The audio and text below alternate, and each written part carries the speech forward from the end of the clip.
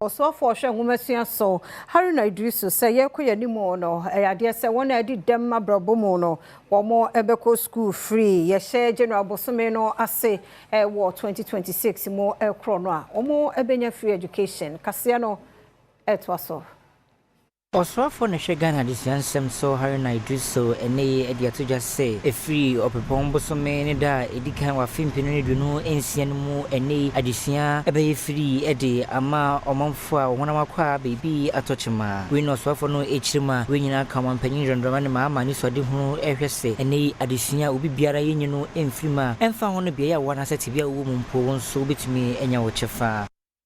Mr. Speaker, I'm happy to note that from the 1st of January 2026, President Mahama will make a formal declaration declaring education for all persons with special needs free in Ghana, and would want that to be an enduring legacy and to reach out to them as very marginalized, deprived people. Currently, those of them in the schools and the special needs, we call them integrated and special needs. There are about 39 of them spread across the country, particularly in Ashanti, Volta region, and other parts of it.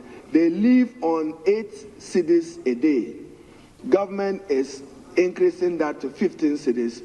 I'm here with an amendment to the Gov't Act, and part of the amendment is to declare special needs education free in Ghana.